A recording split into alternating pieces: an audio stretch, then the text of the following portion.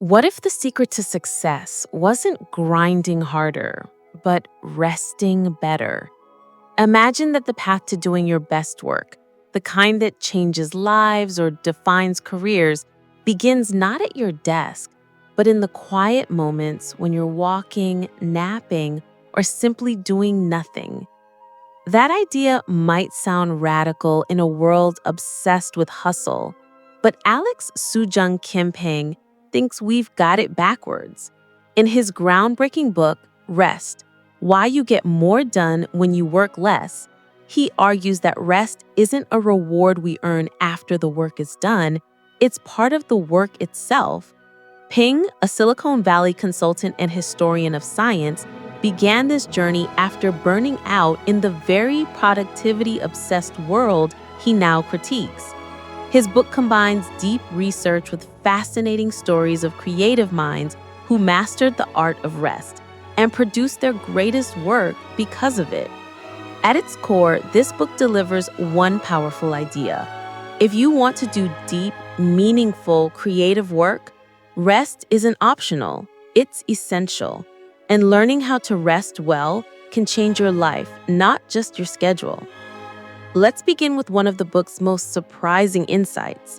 Many of history's most productive and brilliant thinkers worked far fewer hours than we do today. Charles Darwin, for instance, worked just about 4 hours a day. He'd rise early, write for a few hours, walk, read, nap, and then repeat. Despite this light schedule, he managed to transform biology forever. This wasn't an exception. People like Charles Dickens, Tchaikovsky, and even Winston Churchill followed similar patterns. They didn't cram every waking hour with work. Instead, they protected their time for deep focus and then replenished their mental energy with real rest. The reason this worked? Because creative work, like solving problems or writing music, relies heavily on the brain's default mode network, a system that activates when we're not consciously focused on anything in particular. That's right, when your mind wanders during a walk or while you're staring out a window, your brain is actually connecting dots, solving problems, and brewing ideas. The subconscious mind is remarkably powerful, but only if we give it space to operate. Another core idea in the book is the importance of deliberate rest. Pang draws a distinction between passive recovery, like watching TV or scrolling your phone, and intentional restorative rest that truly recharges your brain. Deliberate rest includes activities like long walks, naps, reading, or practicing a hobby. It's not about zoning out, it's about engaging with something that helps your mind recover and reconnect. For example, many of the greatest writers and scientists kept rigid daily routines that included walking several miles every day. These weren't just breaks, they were essential parts of their creative process. Walking outdoors, away from screens and stimulation, allowed their minds to process ideas in the background. It's in this mental white space that innovation happens. Pang also emphasizes how rest enhances not just creativity, but sustainability. Burnout isn't a badge of honor, it's a sign that something is broken. The modern glorification of overwork, fueled by startup culture, competitive schools, and 24/7 connectivity, has created a world where exhaustion is normalized. But humans aren't machines. Our cognitive resources are finite. Just like athletes need rest days to build muscle, thinkers and creators need downtime to sharpen insight. To make rest work, we must design our lives differently. One approach Payne explores is the concept of the 4-hour workday. This doesn't mean doing nothing the rest of the day.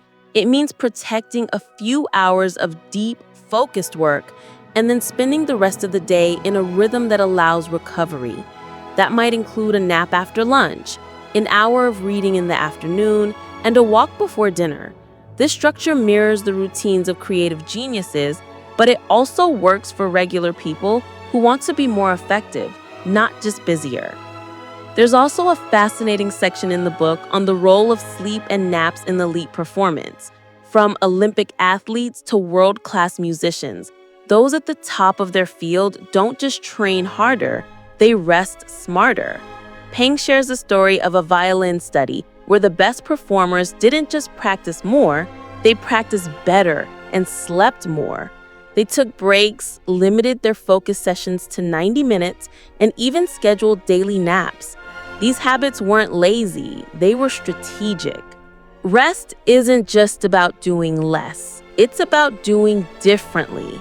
One way to start is by creating boundaries of time that protect both your work and your rest.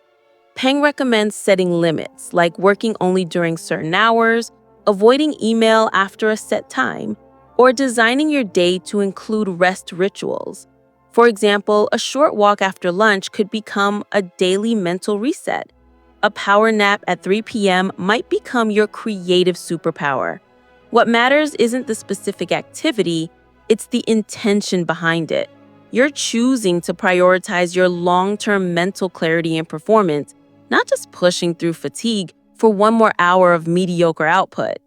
One of the most moving chapters in the book focuses on the idea of rest as a form of resistance. In a culture that celebrates busyness and equates worth with productivity, choosing to rest is an act of rebellion. It says, "My value isn't defined by how many emails I answer or how late I stay up working." This idea is especially powerful for people navigating high-pressure careers or feeling trapped in the cycle of overachievement. By embracing rest, we reclaim not just our time, but our agency. So how can you apply this in your own life? Start by observing your energy patterns. When are you most alert, focused, or drained? Protect your peak hours for deep work. Don't waste them on shallow tasks. Then build small rituals of rest around them. Try a short daily walk with no phone.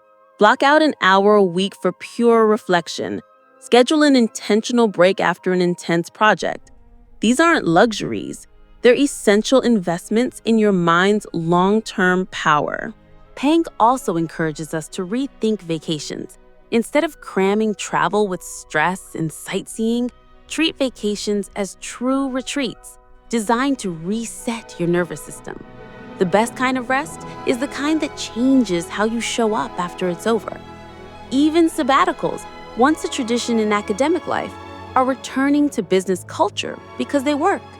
They give people time to zoom out, recover, and return with fresh insight. Ultimately, this book is not about doing less for the sake of being lazy. It's about working with your biology, not against it. It's about understanding how the brain creates, how it restores, and how we can stop sabotaging ourselves with nonstop hustle. The most successful people across time, industry, and geography often got ahead not because they outworked everyone, but because they outrested them. Let's recap. First, rest is not the opposite of work. It's the partner of deep, meaningful work. Second, deliberate rest, like walking, napping, and unplugging, enhances creativity, problem-solving, and emotional resilience. Third, your brain's best ideas often emerge when you're not trying too hard. Fourth, sustainable productivity requires rhythms of effort and recovery, not constant grind. And finally, choosing rest in a culture of overwork is not weakness, it's wisdom. So maybe it's time we stopped asking, how can I get more done? And started asking, how can I rest better? Because if you want to do work that matters, the kind that requires your full presence, clarity, and originality, then rest is not a luxury. It's your competitive edge.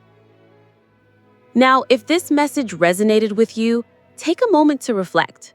When was the last time you truly rested? Not just zoned out, but recharged, renewed, and returned stronger. If it's been a while, maybe today's the day to reclaim that space. Read the book, share this video, and remember, rest is not a reward. It's the start of everything great.